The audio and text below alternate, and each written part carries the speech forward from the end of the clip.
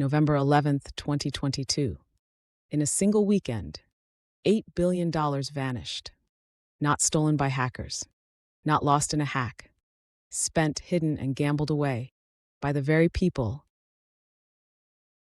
Sam Bankman-Fried didn't look like a criminal mastermind. Messy hair, cargo shorts, a beat-up Corolla. A physics graduate from MIT, he traded at Jane Street Capital before quitting to chase crypto arbitrage. In 2017, he founded Alameda Research, a trading firm exploiting Bitcoin price gaps between Asian and American exchanges. The profits were staggering, sometimes $10 million a day. Sam built a reputation as a genius, a math whiz who saw the market as one giant equation to solve. He spoke about effective altruism, claiming he wanted to earn billions just to give it all away. Journalists loved the story. Regulators barely blinked. Investors lined up.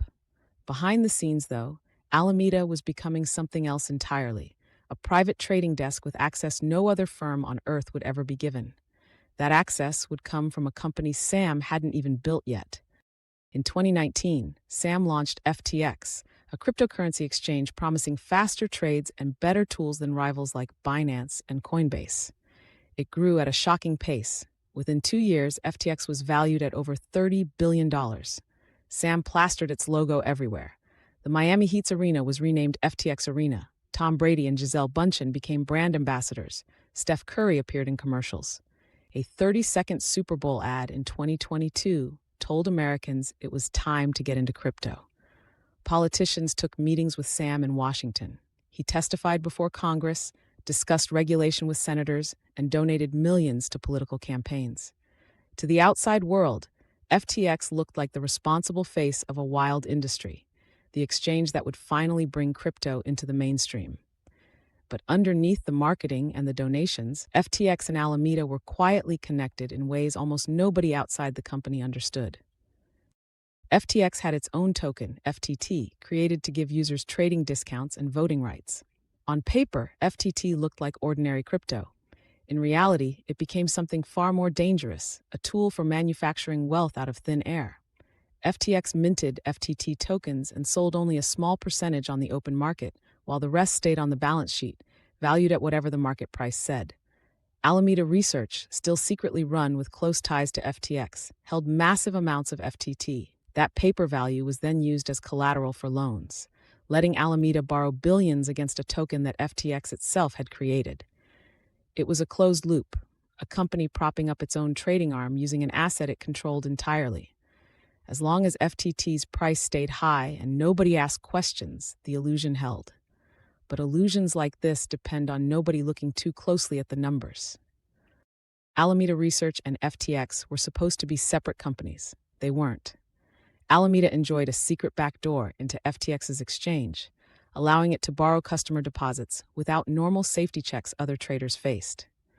Money that users deposited to trade crypto was quietly funneled into Alameda's accounts. Estimates later showed roughly $8 billion in customer funds had been used to cover Alameda's trading losses, risky bets, and lavish spending, including real estate purchases in the Bahamas. Sam controlled both companies, blurring the line between customer assets and corporate funds until there effectively was no line at all. Employees who raised concerns were often sidelined.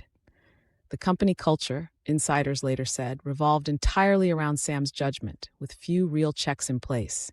For over a year, this arrangement stayed hidden, propped up by rising crypto prices and unwavering public trust in the FTX brand. The cracks appeared on November 2nd, 2022, when CoinDesk published a leaked balance sheet from Alameda Research. The numbers were alarming. A huge portion of Alameda's assets weren't cash or established cryptocurrencies. They were FTT tokens, the very coin FTX had created and controlled. Alameda looked less like an independent trading firm and more like a shell propped up entirely by its sister company's invented currency.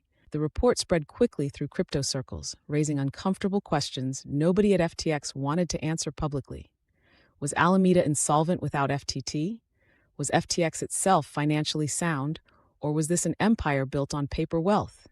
Sam dismissed the concerns online, insisting FTX's balance sheet was fine. But the damage was done. Traders, journalists, and rival executives started digging deeper, And one man in particular was paying very close attention to what he just read.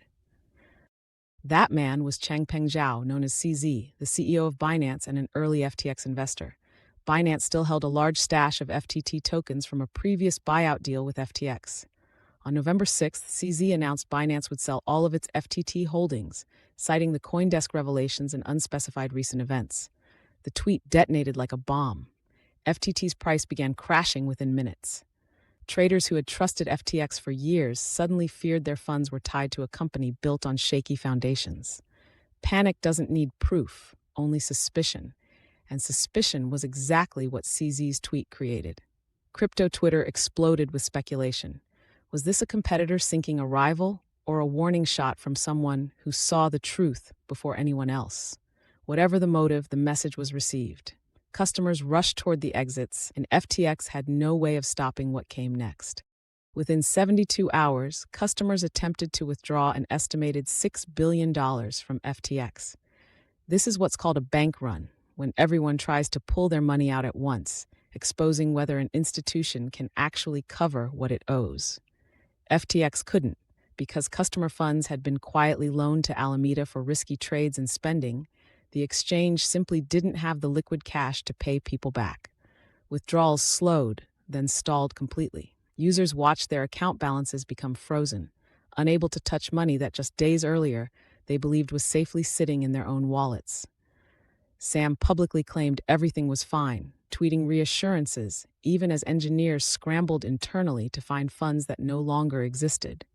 Executives reportedly searched for any possible bailout, any buyer, anything to stop the exchange from collapsing entirely under the weight of its own hidden debts.